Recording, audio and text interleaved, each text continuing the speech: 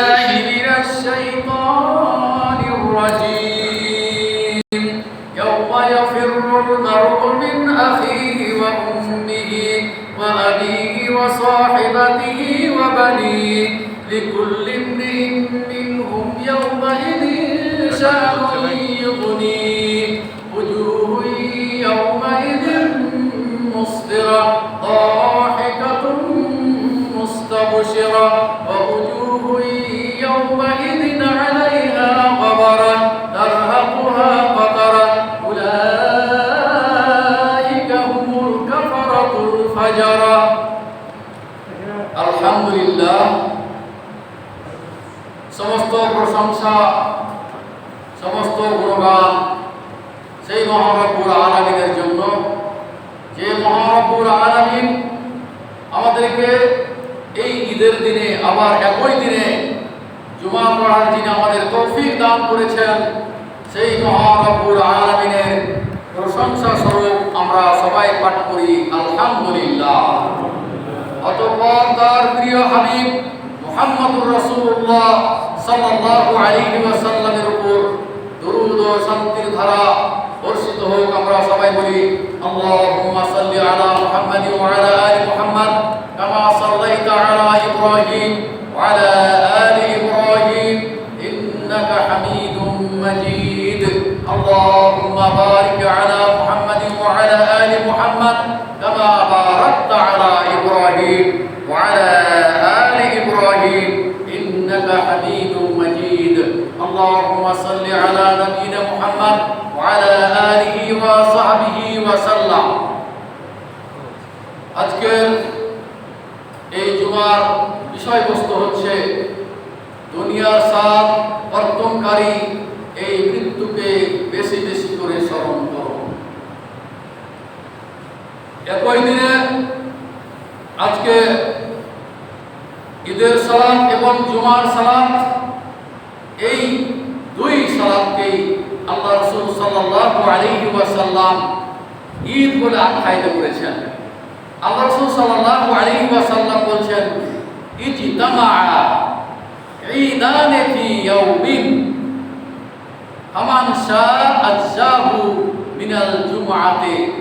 আল্লাহ রাসূল সাল্লাল্লাহু আলাইহি ওয়াসাল্লাম বলেছেন, দুই ঈদ যখন একই দিনে একত্রিত হবে, দুই ঈদ বলতে এখানে ঈদ একটা হলো ঈদুল ফিতর আর একটা হচ্ছে কি জুমা, এই দুইটাকে আল্লাহ রাসূল সাল্লাল্লাহু আলাইহি ওয়াসাল্লাম কি করলেন?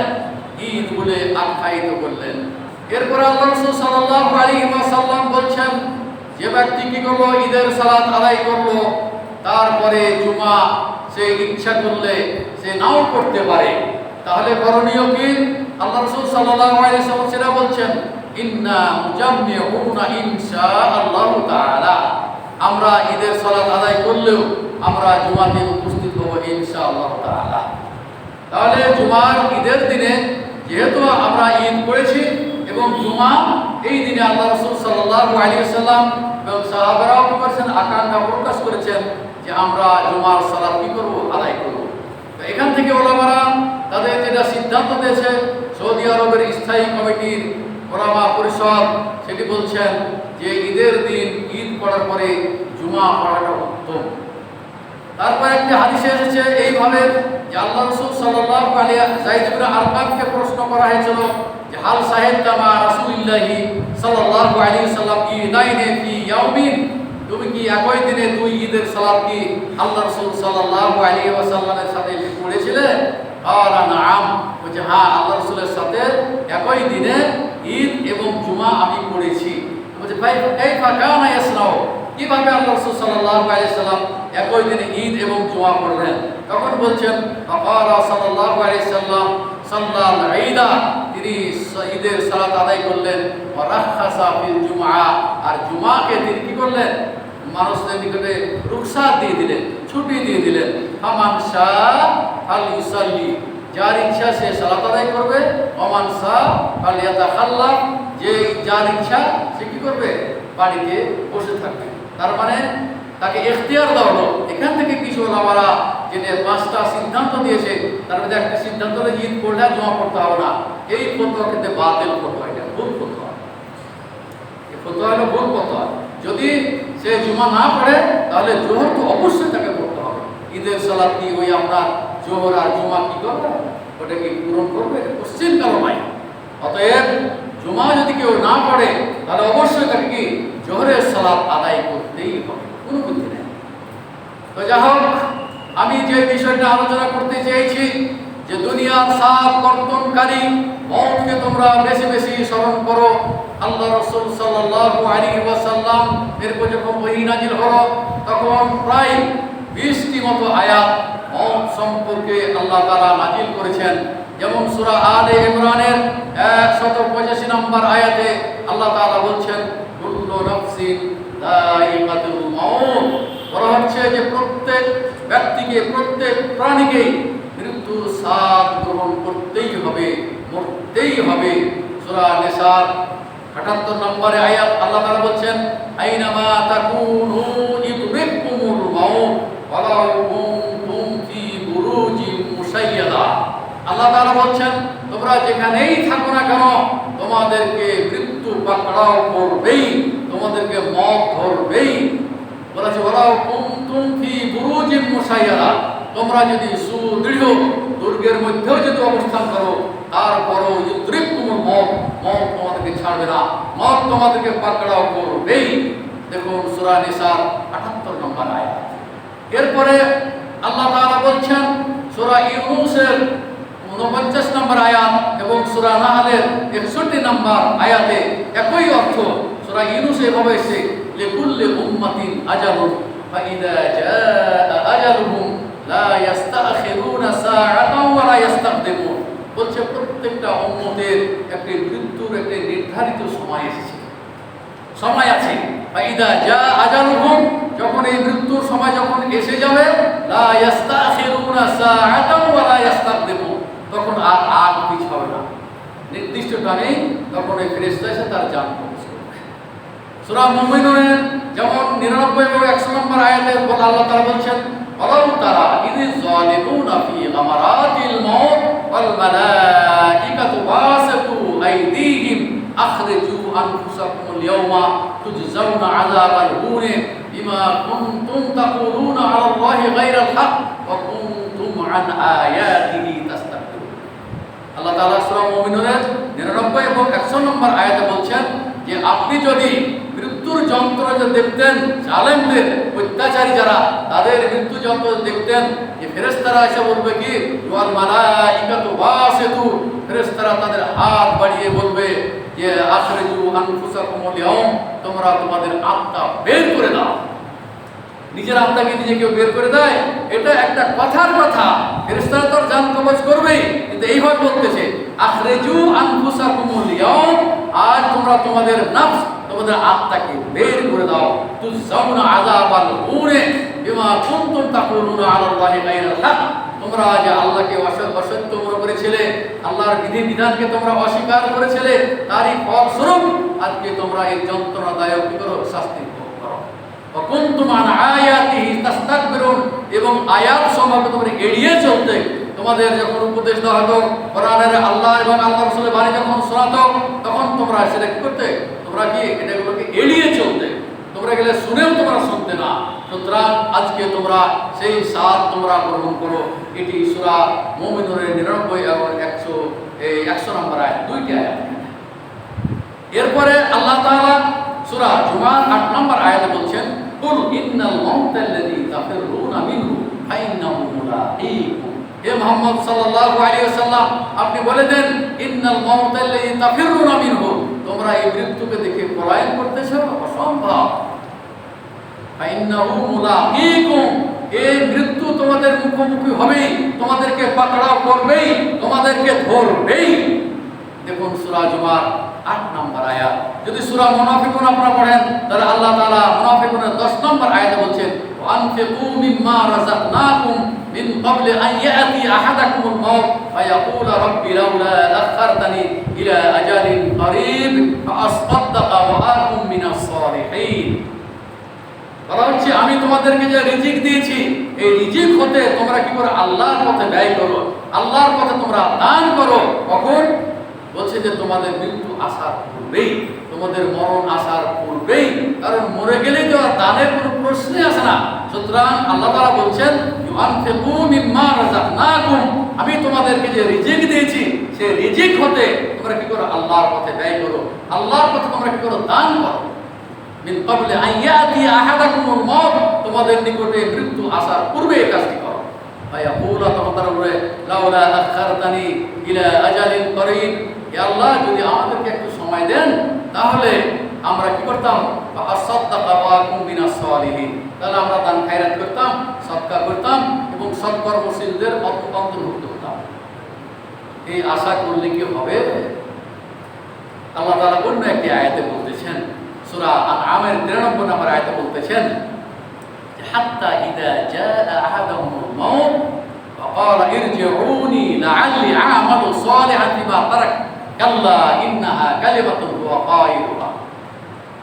সূরা আনআমের 93 নম্বর আয়াতে আল্লাহ তাআলা বলছেন যে যখন তাদের নিকটে যখন মওত এসে যাবে, যখন তাদেরকে পাকড়াও করবে, তখন বলবে কাল ইরজিউনি, বলছে হে আল্লাহ আমাদেরকে আবার ফিরিয়ে দেন, লাআল্লি আমালু সালিহান, যাতে করে আমরা ভালো কাজ করতে পারি, সৎ আমল করতে পারি। আল্লাহ তাআলা প্রত্যাখ্যান করে বললেন কাল্লা, কখনোই এটি নয়, সম্ভব নয়। ইন্নাহা কালিমাতুন হুয়া কাইলুহা, এটি একটি কথার কথা, বলছে তাই।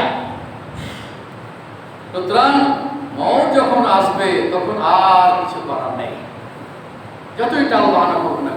সূরা যদি গাফির 19 নম্বর আয়াতে যদি বলে টাল বাহানা করবে, কিন্তু ওয়া জাআত সাকরাতুল মাউত বিল হাক্কি যালিকা মা কুনতা তাহিক। বলা হচ্ছে যে ওয়া জাআত সাকরাতুল মাউত বিল হক, যখন অবশ্যই যখন মৃত্যু যন্ত্রণা যখন এসেই যাবে তখন তারা এটি নিয়ে কি করবে, তারা টাল বাহানা করবে। যালিকা মা কুনতা মিনহু তাহিক, তখন তারা করবে এটা তারা টাল বাহানা করতে শুরু করবে। তাহলে মৃত্যুর যন্ত্রণা এমনই যন্ত্রণা যে এটা আসবে, তাকে ধরবে। মৃত্যুর যন্ত্রণা আল্লাহ রাসূলকে ছাড়েন নাই। আয়েশা রাদিয়াল্লাহু তাআলা আনহা বলছেন যে মা তার নবী সাল্লাল্লাহু আলাইহি সাল্লাম বাইনা হাকিনাতি ওয়া যাকিনাতি, বলছে আমার এই থুতনি এবং বুকের এই মাঝখানে আল্লাহ রাসূল মাথা রেখে কি করেছেন, মৃত্যুবরণ করেছেন। আল্লাহ রাসূলের মৃত্যু যন্ত্রণা আমি দেখেছি, এরপরে এত কঠিন মৃত্যু যন্ত্রণা আমি আর দেখি নাই। একটা ইহুদি মহিলা দাখালাত ইয়াহুদিয়াতু আলা রাসূল আলা আয়েশা রাদিয়াল্লাহু তাআলা আনহা, একদা একদিন একজন ইহুদি মহিলা আয়েশা রাদিয়াল্লাহু তাআলা আনহার নিকটে আসলেন, ফাযাকারাত আযাবাল কবর, তারপরে কবর আযাব নিয়ে আলোচনা করতে লাগলেন। ফাকালাত, আয়েশা বলছেন আ'আযাকিল্লাহি মিন আযাবিল কবর, আল্লাহ তাআলা তোমাকে কবর আযাব থেকে রক্ষা করুন। ফাসালাত আয়েশাতু রাসূলুল্লাহ সাল্লাল্লাহু আলাইহি ওয়াসাল্লাম আন আযাবিল কবর, আয়েশা রাদিয়াল্লাহু তাআলা আনহা তিনি কবরের আযাব সম্পর্কে আল্লাহ রাসূল সাল্লাল্লাহু আলাইহি ওয়াসাল্লামকে জিজ্ঞেস করলেন। ফাকালা নাআম আযাবুল কবর হাক্কুন, হ্যাঁ কবরের আযাব সত্য, এর ভিতরে কোনো সন্দেহ নেই। এরপর আয়েশা রাদিয়াল্লাহু তাআলা আনহা বলছেন আমা রাআইতু রাসূলুল্লাহ সাল্লাল্লাহু আলাইহি ওয়াসাল্লাম বাদু মা সাল্লা ইল্লা তাআওয়াযা বিল্লাহি মিন আযাবিল কবর। আয়েশা রাদিয়াল্লাহু তাআলা আনহা বলছেন এরপরে আল্লাহ রাসূল সাল্লাল্লাহু আলাইহি ওয়াসাল্লামকে দেখেছি যখনই তিনি সালাত আদায় করতেন তখনই তিনি কবরের আযাব থেকে আল্লাহর নিকটে পানাহ চাইতেন। আল্লাহুম্মা ইন্নী আউযু বিকা মিন আযাবি জাহান্নাম ওয়া আউযু বিকা মিন আযাবিল কবর ওয়া আউযু বিকা মিন ফিতনাতিল মাহইয়া ওয়াল মামাত আল্লাহুম্মা ইন্নী আউযু বিকা মিন মা'সামি ওয়াল মাগরাম। এই দোয়া আল্লাহ রাসূল সাল্লাল্লাহু আলাইহি ওয়াসাল্লাম প্রত্যেক সালাতের পরে তিনি কি করেছেন, কবরের আযাব থেকে তিনি আল্লাহর নিকটে পানাহ চেয়েছেন। আমাদেরকেও কবর আযাব থেকে সবসময় পানাহ চাইতেই হবে। আশারায়ে মুবাশশারা ওসমান রাদিয়াল্লাহু তাআলা আনহু, তিনি হচ্ছেন তৃতীয় খলিফা। তিনি বলছেন যে আন উসমান আন্নাহু ওয়াকাফা আলা কবরিন বাকা হাত্তা ইয়াবুল্লা লিহায়াতুহু। ওসমান রাদিয়াল্লাহু তাআলা আনহু যখন তিনি কবরের নিকটে দাঁড়াতেন তখন কি হতো, কাঁদতে আবার আরম্ভ করতেন। বাকা হাত্তা ইয়াবুল্লা লিহায়াতুহু, তারপরে কাঁদতে কাঁদতে উসমান রাদিয়াল্লাহু তাআলা আনহুর দাড়ি ভিজে যেত। আকিলা লাহু, তাকে জিজ্ঞেস করা হয়েছিল তাযকুরুল জান্নাতা ওয়ান নারা ফালা তাবকি ওয়া তাবকি মিন হাযা, আপনি জান্নাত এবং জাহান্নামের কথা উল্লেখ করেন, জান্নাত এবং জাহান্নামের আলোচনা করেন, অথচ আপনি কাঁদেন না। কিন্তু যখনই আপনি কবরের নিকটে দাঁড়ান তখন কাঁদেন। ব্যাপারটা কি? ওসমান রাদিয়াল্লাহু তাআলা আনহু তখন দলিল পেশ করছেন যে ইন্না রাসূলুল্লাহ সাল্লাল্লাহু আলাইহি ওয়াসাল্লাম قال, আল্লাহ রাসূল সাল্লাল্লাহু আলাইহি ওয়াসাল্লাম বলেছেন, ইন্নাল কবরা আউয়ালু মানজিলিন মিন মানাজিলিল আখিরাহ, এই কবরটা হচ্ছে আখিরাতের অনেকগুলো মঞ্জিল আছে, অনেকগুলো স্তর আছে, তার মধ্যে প্রথম স্তর হচ্ছে কবর। ফাইন নাজা মিনহু ফামা বা'দাহু আইসারু মিনহু, কবরে যে ব্যক্তি পরিত্রাণ পেয়ে গেল সে পরবর্তী তার স্তরগুলি তার জন্য সহজ হয়ে গেল। ওয়াইন লাম ইয়ানজু মিনহু ফামা বা'দাহু আশাদ্দু মিনহু, আর যদি এই কবর থেকে যদি সে পরিত্রাণ না পায়, মুনকার এবং নাকিরের যদি সওয়াল যদি জবাব না দিতে পারে, ফামা বা'দাহু আশাদ্দু মিনহু, পরবর্তী স্তরগুলি তার জন্য আরো কঠিন হয়ে যাবে। বর্ণনাকারী বলছেন, قال رسول الله صلى الله عليه وسلم ما رايت منظرا قط الا والقبر افظع منه। আল্লাহ রাসূল বলছেন যে আমি অনেকগুলো কি করেছি, দৃশ্য দেখেছি, কিন্তু কবরের মতো এত ভয়াবহ, এত জঘন্য স্থান আমি আর দেখি নাই। তিরমিজি বর্ণিত হাদিস 23 নম্বর হাদিস, মিসকাতের হাদিস নম্বর হচ্ছে 132 নম্বর হাদিস। তাহলে একজন আশারে মুবাশশারা, যিনি তৃতীয় খলিফা উসমান রাদিয়াল্লাহু তাআলা আনহুকে জান্নাতের সুসংবাদ দেওয়া হয়েছিল, তারপরে তিনি যখনই কবরের নিকটে যেতেন তখনই তিনি কাঁদতে আরম্ভ করতেন। আল্লাহ রাসূল সাল্লাল্লাহু আলাইহি ওয়াসাল্লামের আব্বা এবং আম্মা তারা তো সেই জাহিলি যুগে মৃত্যুবরণ করেছে, ইসলাম আসার পরে তারা আর বেঁচে ছিলেন না। তারা কি মৃত্যুবরণ করেছিলেন? আল্লাহ রাসূল সাল্লাল্লাহু আলাইহি ওয়াসাল্লাম একদা একদিন জারান নবী সাল্লাল্লাহু আলাইহি ওয়াসাল্লাম কবরা উম্মিহি ফাবাকা ওয়া আবকা মা হাওলাহু। আল্লাহ রাসূল সাল্লাল্লাহু আলাইহি ওয়াসাল্লাম তার মায়ের কবর জিয়ারত করতে গেলেন। ফাবাকা, তিনি কাঁদতে আরম্ভ করলেন। আবকা মা হাওলাহু, তার পাশে যারা আরো সাহাবারা যারা ছিলেন তারাও কাঁদতে আরম্ভ করলেন। فقال رسول الله صلى الله عليه وسلم, আল্লাহ রাসূল সাল্লাল্লাহু আলাইহি ওয়াসাল্লাম বলছেন, আস্তাযানতু মিন রাব্বি ফি আন আস্তাগফিরা লাহা। তিনি বলছেন আমার রবের নিকট আমার আম্মার ইস্তিগফারের জন্য, তার জন্য ক্ষমা চাওয়ার জন্য আমি আমার রবের নিকটে, আমি আমার প্রভুর নিকটে আমি অনুমতি চাইলাম যে আমার আম্মার জন্য আমি ইস্তিগফার কামনা করব, ক্ষমা চাইব। আল্লাহ উযান লি, আল্লাহ রাসূল বলছেন কিন্তু আমাকে অনুমতি দেওয়া হলো না, আমাকে অনুমতি দেওয়া হলো না।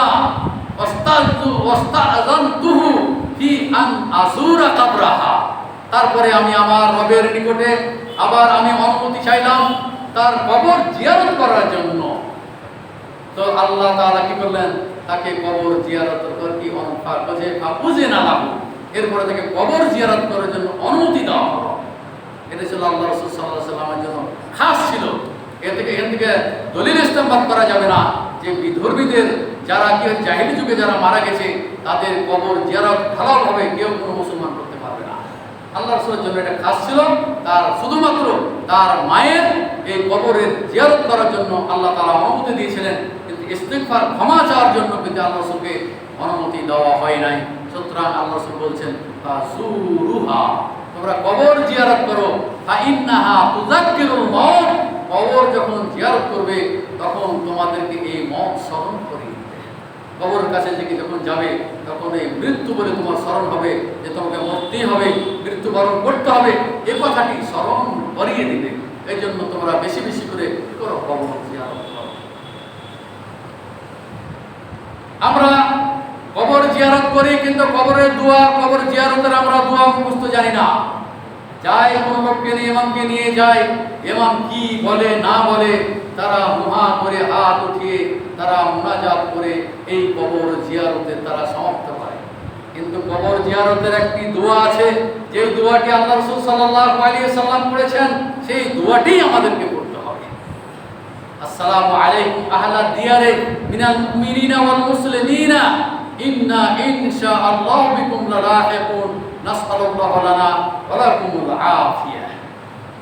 আল্লাহ রাসূল সাল্লাল্লাহু আলাইহি ওয়াসাল্লাম বলেন, মুসলমান নর নারী কবরবাসী তোমাদের জন্য আমি কি করছি, আল্লাহর করে শান্তি কামনা করতেছি। বলা হচ্ছে যে ইয়া আসসালামু আলাইকুম আহলাদ দিয়ার, মানে কবরবাসীর দিকে শান্তির জন্য দোয়া করছে, আসসালামু আলাইকুম, আপনাদের উপর শান্তি বর্ষিত হোক এই কবরবাসীর মুসলমান মুমিন এবং মুসলমান যারা আছেন। বলা হচ্ছে ইন্না ইনশাআল্লাহু বিকুম লালাহিকুন, ইনশাআল্লাহ আমরা আপনাদের সাথে আমরা অচিরেই মিলিত হব। তার মানে আমরাও মৃত্যুবরণ করে আমরা কি কবরবাসী হই। নাসআলুল্লাহু লানা ওয়া লাকুমুল আফিয়া, আমাদের জন্য এবং আপনাদের জন্য আল্লাহর নিকটে শান্তি এবং নিরাপত্তা কামনা করছি। এই হলো কবর জিয়ারতের দোয়া। এই দোয়া তো আমাদের হয়তো অধিকাংশ মানুষের মুখস্থ নেই। কবরে গিয়ে যেটা পড়ার হুকুম নাই সেটি করতে লাগলেন, সূরা ফাতিহা পড়লেন, ইখলাস পড়লেন, আরো কত কি পড়লেন, যেগুলোর কোনো বিধান নেই। অতএব আল্লাহ রাসূল যেভাবে কবর জিয়ারত করেছেন ঠিক আপনাকে সেইভাবে কবর জিয়ারত করতে হবে। এবং আপনাকে নিষেধ করা হয়েছে যে এই যে গোরস্থানে আপনি যান, প্রত্যেকটা কবর কি করে তারা পাকা করে বাঁধিয়ে নাম লিখেছে, সার উল্লেখ করেছে, চুন কাম দিয়ে সুন্দর করে ঘিরে রেখেছে। এগুলো শোনার পরও তারা মনে করতেছে আমার বাবা চিরস্থায়ী এখানেই থাকবে। এবং কিছু লোকের আকীদা আছে যে মসজিদের পাশে কবর দিলে আজান শুনতে পাবে। এগুলো কি ভুল ধারণা, এগুলো ভ্রান্ত ধারণা।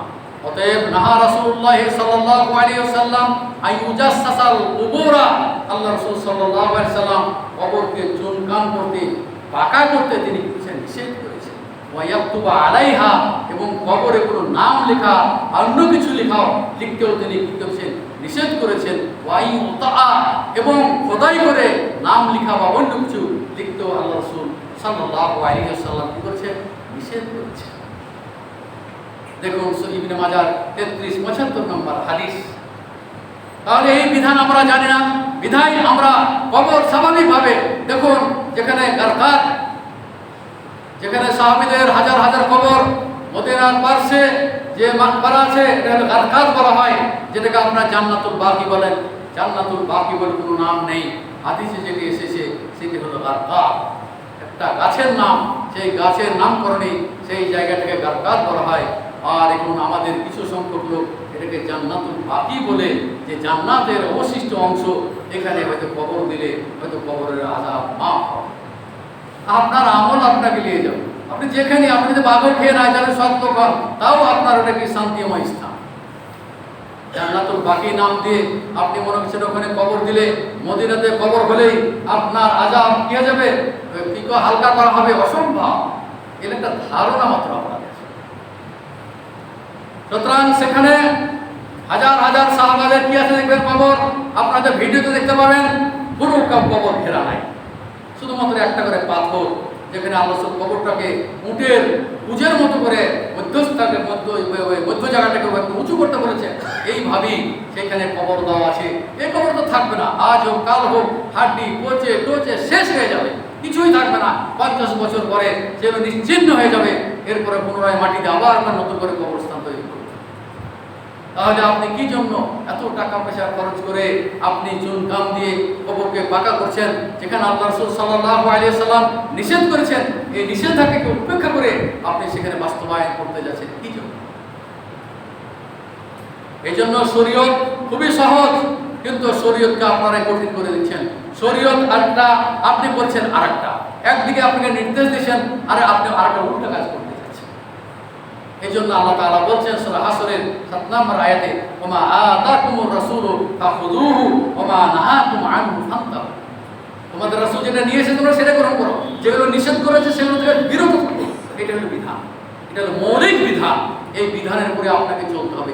এই বিধানের উপরে আপনাকে, আপনার পরিবারকে, আপনার ছেলে মেয়েকে চলতে হবে। বের হওয়ার কোনো বুদ্ধি নাই। আপনি আছেন, আজ আছেন, কাল কোথায়?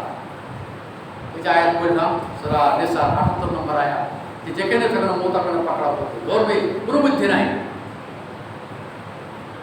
অতএব যেটা বলতে চাচ্ছিলাম যে আল্লাহ রাসূলকে ইস্তিগফার করার জন্য কি তিনাকে অনুমতি দেওয়া হয় নাই? যদি সূরা তাওবার 113 নম্বর আয়াত যদি আপনারা তেলাওয়াত করেন, আল্লাহ তাআলা বলছে ওয়া মা কানা লিন নবী ওয়াল্লাযিনা আমানু আন ইস্তাগফিরু লিল মুশরিকিন। ওয়ালাউ কানু উলুল কুরবা মিন বা'দি মা তাবায়্যানা লাহুম আন্নাহুম আসহাবুল জাহিম। সূরা তাওবার 113 নম্বর আয়াতে আল্লাহ তাআলা বলছেন যে কোনো নবীর জন্য, কোনো ঈমানদারদের জন্য, মুশরিকদের জন্য ইস্তিগফার করা উচিত নয়। মা কানা লিন নবী ওয়াল্লাযিনা আমানু, নবী এবং যারা মুমিন তাদের উচিত নয় আস্তাগফিরু, ক্ষমা চাওয়া লিল মুশরিকিনা, মুশরিকদের জন্য। ওয়া ইন কানু উলু কুরবা, যদিও তাদের নিকটাত্মীয় হয় তারপরও পারবে না, কারণ তাদের নিকটে সত্য জিনিস পৌঁছার পরে তারা সেটা করে না, অনুসরণ করে না, অনুকরণ করে নাই, তারা মানে নাই। সুতরাং আন্নাহুম আসহাবুল জাহিম, তারা জাহান্নামের অধিবাসী। স্পষ্ট আয়াতে। তাই আসুন, মওত সম্পর্কে বহু আয়াত বর্ণিত হয়েছে, হাদিসও অনেকগুলো বর্ণিত হয়েছে। যেমন আপনারা শুনেছেন যে মানুষকে যখন দাফন করা হয়, জানাজার কথাটাই বলে আপনাদের, যে আপনারা জানাজা পড়ছেন তখন বলে যে হ্যাঁ লোকটি কেমন ছিল, তখন আপনারা হাত উঠিয়ে সবাই সাক্ষী দিলেন যে হ্যাঁ ভালো ছিল। মন্দ লোক হলেও ভালো, ভালো হলেও ভালো, ভালোভাবে এই সাক্ষী নেওয়াটা সেটা শরীয়ত সম্মত নয়। এটি শরীয়ত সম্মত নয়। শরীয়ত সম্মত কোনটি? আপনার হাদিসটা শুনেছি, মাররু বিজানাজাতিন। একদা একটি জানাজা নিয়ে আসা হলো, নিয়ে আসার পরে ফাসনাউ আলাইহা খাইরান, তখন মানুষেরা তার প্রশংসা করলো যে লোকটি ভালো ছিল। একথা শোনার পরে ফাকাল রাসূলুল্লাহ সাল্লাল্লাহু আলাইহি সাল্লাম ওয়াজাবা, আল্লাহ রাসূল বললেন যে আবশ্যক হয়ে গেল। সুম্মা মাররু বিজানাজাতিন উখরা, আবার দ্বিতীয় জানাজা অনুভাবে নিয়ে আসা হলো।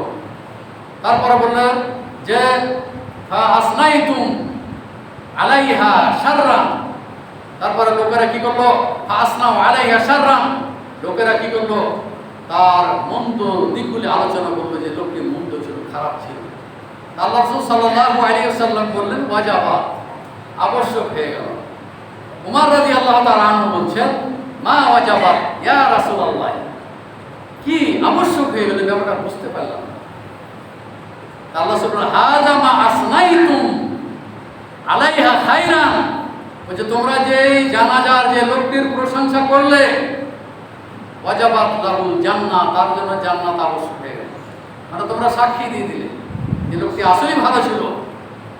আর বলছে হাযা মা আসনাইতুম আলাইহা শাররান, আর যার তোমরা বদনাম করলে, তোমরা যার কথা বললে যে লোকটি খারাপ ছিল, ওয়াজাবাত লাহুন নার, তার জন্য জাহান্নাম আবশ্যক হয়ে গেল। এরপরে আল্লাহ রাসূল সাল্লাল্লাহু আলাইহি সাল্লাম বলেন ওয়া আনতুম শুহাদাউল্লাহি ফিল আরদি, এই পৃথিবীতেই তোমরাই হচ্ছে সাক্ষী। তোমরা যে ভালো কথা বললে যে ভালো ছিল লোকটি, এই সাক্ষী তোমরা মুমিন। অন্যবার আছে আল মুমিনা শুহাদাউল্লাহি আলাল আরদ, যে এই পৃথিবীতে মুমিনেরাই যে সাক্ষী দিয়েছে সেটা আল্লাহর দরবারে গৃহীত হয়। এরপরে যদি কোনো লোকের যদি 3টি সন্তান যদি বালেগ হওয়ার আগেই যদি মারা যায়, তা আল্লাহ রাসূল সাল্লাল্লাহু আলাইহি ওয়াসাল্লাম বলছেন এই সন্তানের কারণেই ওই লোক জাহান্নামে যাবে না। লা ইয়ামুতু লিমুসলিমিন সালাসুম মিনাল ওয়ালাদ ফায়ারজুন নার। আল্লাহ রাসূল সাল্লাল্লাহু আলাইহি ওয়াসাল্লাম বলছেন কোন মুমিন ব্যক্তির যদি, মুমিন কিন্তু বলা হয়েছে, কোন মুমিন ব্যক্তির যদি নাবালক 3টি সন্তান যদি মৃত্যুবরণ করে, তা আল্লাহ রাসূল সাল্লাল্লাহু আলাইহি ওয়াসাল্লাম বলছে সে জাহান্নামে যাবে না। একজন আনসারী মহিলারা আসলেন, আল্লাহ রাসূল সাল্লাল্লাহু আলাইহি সাল্লাম বললেন তোমাদের মাঝে যদি কোনো 3টি সন্তান যদি নাবালক অবস্থায় মারা যায়, তাহলে তারা তোমাদের জাহান্নামের তারা প্রতিবন্ধক হবে। তারা বলে ইয়া রাসূল যদি আও ইসনানে, তারা যদি 2 জন হয়, যে 2 জন হলো, কিন্তু একজনের কথা আর প্রশ্ন করে না। এমন হাদিস আসছে যে যদি গর্ভচ্যুত হয়ে যায় কোনো সন্তান, আল্লাহ রাসূল সাল্লাল্লাহু আলাইহি সাল্লাম বলছেন এই নারী যে তার সাথে সংযুক্ত থাকলো, বলছে এই নারীটি তাকে যখন জাহান্নামের দিকে নিয়ে যাবে, তখন ওই সন্তান ওই নারী ধরে তার বাপ মাকে টানতে থাকবে, টানতে থাকবে, ও জাহান্নামে নিক্ষেপ করতে দিবে না, না জান্নাতে যেতে দেবে। তাহলে এই সন্তানরা ওই মুমিন পিতা মাতার জন্য এই রূপ করবে। আর তো যা হোক, আমরা দোয়া করি। সময় শেষ। আজকে আলহামদুলিল্লাহ 2টা খুতবা হলো আপনাদের। একটি খুতবা ছিল ঈদের খুতবা, একটি জুমার খুতবা, সেটি বিষয় ছিল আলাদা। আজকের বিষয়টি আপনাদেরকে স্মরণ করে দিলাম এই জন্য যে মানুষ মরণশীল করতেই হবে। এবং এই দুনিয়ার স্বাদ, এই বর্তনকারী মৌত, এই মৃত্যু হলে তো আপনার সব কিছু আশা আকাঙ্ক্ষা শেষ হয়ে গেল। মৃত্যু হলে আপনি যত কিছু খাচ্ছিলেন সব শেষ হয়ে গেল। এই জন্য বলা হচ্ছে আকসিরু মিন যিকরি হাযিমিল লাযযাত, বলা হচ্ছে যে এই সাত বিধ্বংসীকারী মওতকে তোমরা বেশি বেশি করে স্মরণ করো। অতএব আপনি মুমিন হিসেবে সবসময় মনে করতে হবে যে আমার মৃত্যু যে কোনো সময় আসতে পারে। অতএব প্রস্তুত থাকতে হবে। তোমরা যুবক শ্রেণীর যে সমস্ত ছেলেরা আছো তোমরা প্রস্তুত হও, তওবা করো, আর যেন তোমরা সালাত পরিত্যাগ না করো।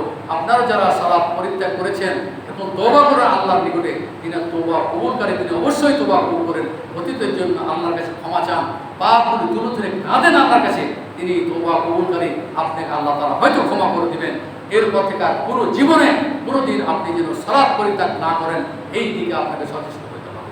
এবং আপনি একজন বাড়ির দায়িত্বশীল সম্পর্কে আপনার সন্তান কোথায় কি করতেছে, আপনার স্ত্রী কি করতেছে, আপনার স্ত্রী ভালোটা দেখে না মন্দটা দেখে, এটা আপনার দায়িত্ব। আপনি যেন দায়ুস হিসাবে যেন জাহান্নামে না যান, দায়ুস থেকে বাঁচার আপনি চেষ্টা করবেন। আপনার স্ত্রীকে পর্দা প্রসিদের মধ্যে রাখতে হবে। আপনি জেনারেল শিক্ষিত হন আর আলেম হন, যেই হোক না কেন, মুমিন মুমিনাদেরকে অবশ্যই পর্দার মধ্যে রেখেই জীবনযাপন করতে হবে। এবং শেষ পর্যন্ত ওই মুমিনা যেন মৃত্যুবরণ করতে পারে, আল্লাহ যেন সেই মা বন্ধুকে যেন আল্লাহ তৌফিক দান করেন। আসুন আমরা ঈদুল আজহা, ঈদুল ফিতর উদযাপন করলাম, জমা শেষ হলো, দোয়া করি হে মহারব্বুল আলামিন, আমরা 1 মাস ধরে সিয়াম কিয়াম এগুলো পালন করেছি, তেলাওয়াত করেছি, দান খায়রাত করেছি। আল্লাহ তুমি আমাদের দানগুলিকে আল্লাহ তুমি কবুল করো। আল্লাহ তুমি আমাদের কোরআন তেলাওয়াতের সওয়াব তুমি আমাদের এই আমলনামাতে আল্লাহ তুমি লিখিত করো। কোরআন এবং সিয়াম যেন আমাদের জন্য সুপারিশ করে, আল্লাহ তুমি তাদের সুপারিশকে আল্লাহ তুমি কবুল করে নাও। হে মহারব্বুল আলামিন, অনেকেই মৃত্যুবরণ করেছে, করোনাতে আক্রান্ত হয়েছে, অসুস্থ আছে, যে বালা মুসিবত আমাদের মধ্যে চলছে, আল্লাহ তুমি আমাদের মাঝ থেকে বালা মুসিবত উঠিয়ে নাও। হে মহারব্বুল আলামিন, আমরা যেন এই সমস্ত বালা মুসিবতের আক্রান্ত না হয়, আল্লাহ তুমি আমাদেরকে সব বালা মুসিবত হতে আল্লাহ তুমি আমাদেরকে দূরীভূত করো। ربنا آتنا في الدنيا حسنة وفي الآخرة حسنة وقنا عذاب النار. ربنا تقبل منا إنك أنت السميع العليم وتب علينا إنك أنت التواب الرحيم.